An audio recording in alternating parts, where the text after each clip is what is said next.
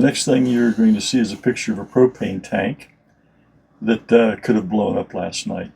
We had the fire department out, and there'll be more about that in the video. So I have an outside video, and then I come indoor to do a little product review on some magnifying lenses for my glasses. And there was a little accident at the end, so I clipped another video on that. So there's 3 different sections in the coming video. Hope you enjoy, hope it's meaningful for you, and yeah, good rest of your day. So let's get on with the story.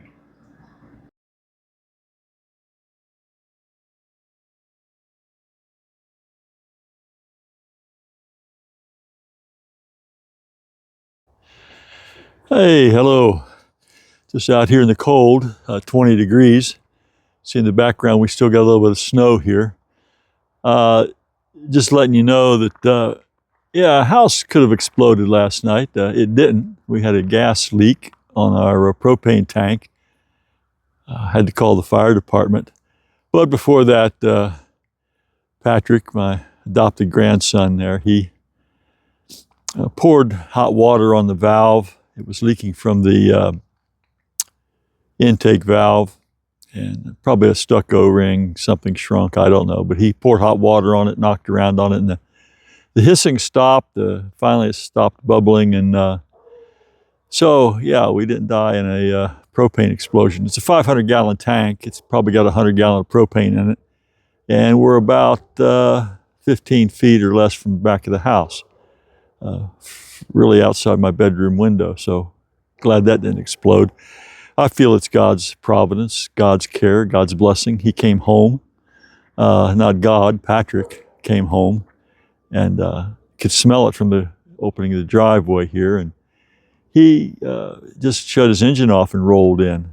And, he'd worked with the volunteer fire department. He knew the non-emergency dispatch number and called that and talked to them and sent the fire engine out, and they gave us an okay, clear.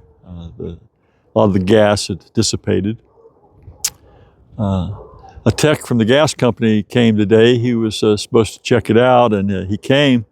I went to put my jacket on, saw him in the driveway, and by the time I got my jacket on to come out and talk to him, he drove away.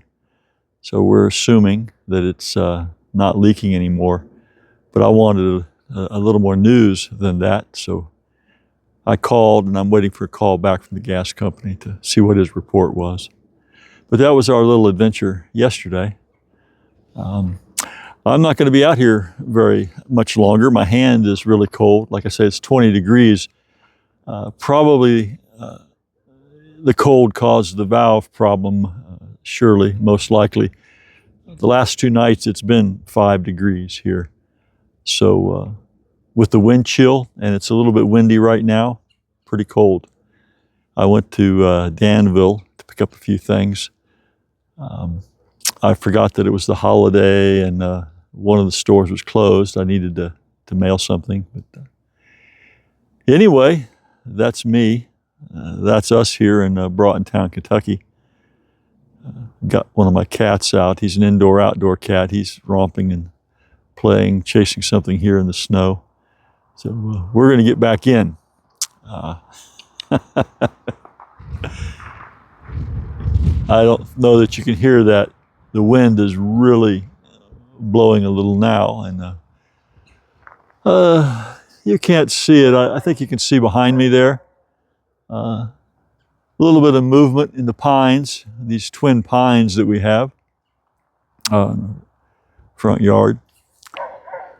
Anyway, let's get back inside, and I'll get this posted up. And this is just a day in the life sort of thing.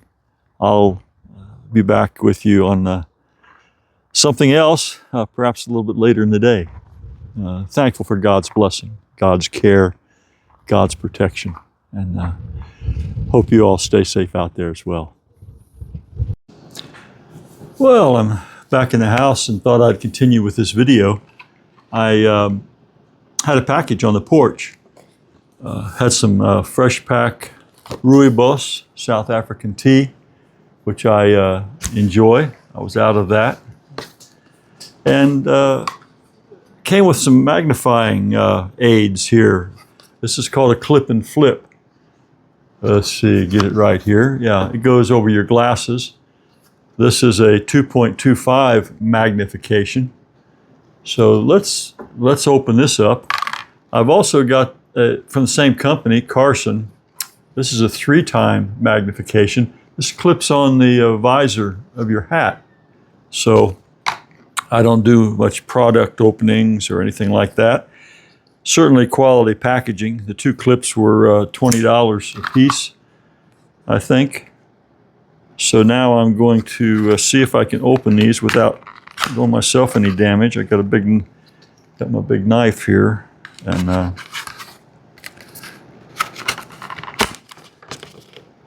let's see, get through this. They put everything in this tough plastic that pretty hard to deal with.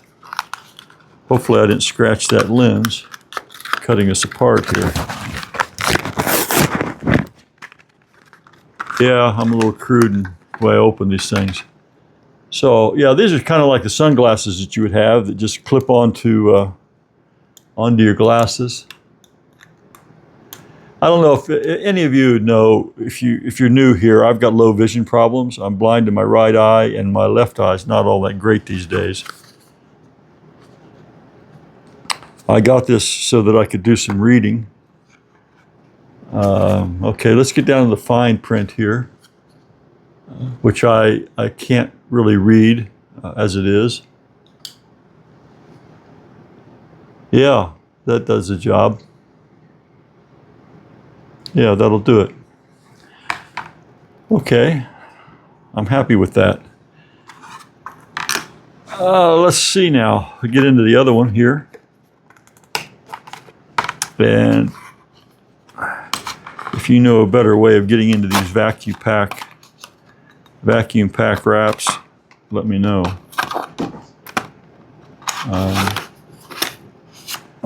Okay. Now, this one, I believe, has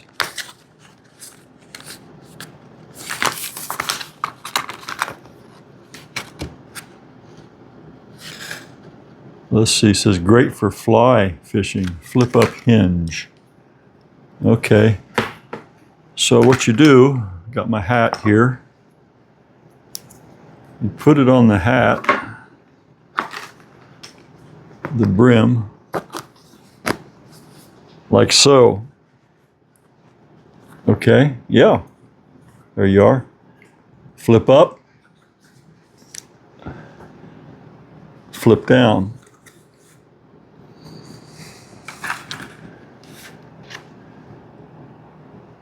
This is a little stronger, 3.0.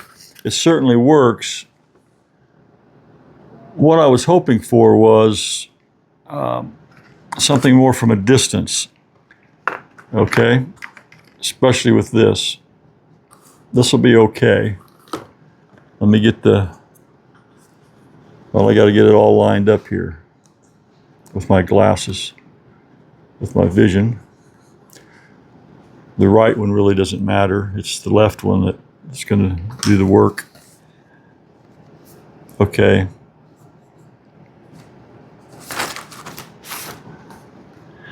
But as you can see, okay, the focal length, if that's what you want to call it, is around here. You see, I'm not able to read the fine print from this far away on the box with these magnifiers. I've got to get up a little closer, right in there. And that's good. It is for close-up work. I suppose if you're threading a needle, doing anything where you need that kind of close-up work. Jewelry makers, I suppose. The magnification isn't so strong. I don't know if you might want to just have a regular lupe. I've actually got one of those, a 10 power. But yeah, this is probably going to be the one I go to most. The problem I have, I've got a bad floater in this eye, and like I say, I'm pretty well blind in my right eye. I'd like to be able to read, especially read my Bible. And I can, I have to have a strong light on the page, but to really read well, I need a black background with white text. So I do most everything digitally on my tablet or on my phone. And that's okay, but that in itself, the screen also causes a little bit of eye strain.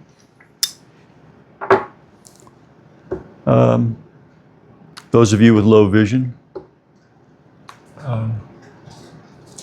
let me know what you do. I'm familiar, I think, with a lot of the options out there.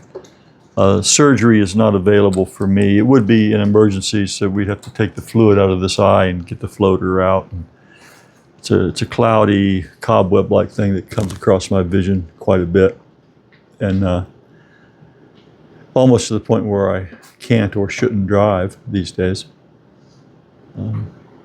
Blindness, by the way, isn't always mean that everything's blacked out. It certainly does in some cases. But my right eye, I'm about 2,700 in that eye, retina damage and glaucoma. The glaucoma is narrowing. It's narrowing the vision. My peripheral vision is getting smaller around the eye there. And eventually it's advanced, and it will completely gray out. Right now, even though I can see objects around the room, if you're 6 or 7 feet away from me, I can't really easily make out the features of your face. 10 feet away, I know it's a face, but I can't make out your features very strongly. And I've got a wavy distortion on straight lines because of the retina damage. I had several retina surgeries. The first one went badly. And so when I look, it's tunnel vision too, everything, your head, again, 10 feet away, this head would shrink to about like this, okay? Yeah, it's an oddity. When it first happened, I had double vision. I had to wear prism glasses. Some of you may have done that too. You'd think I'd be getting more used to it by now. It's been 2012, the end of 2012, when the surgeries were finally done, and the YAG surgery and clearing the cataracts and all that, and we realized it wasn't going to be any better than what it was. Of course, the glaucoma has, since 2012, has set in and gotten worse. Yeah, that's my sad story. It's a struggle to get used to. It is a burden every day, because by burden I mean I'm thankful that it's not worse than it is, that I can get around, that I can still function, that I can see well enough to do what I'm doing here with you right now. But even cutting, dicing vegetables on the chopping block, any fine chopping stuff, I lose detail. I really have to have all the lights on in the kitchen to make things out. I struggle in the shadows quite a bit.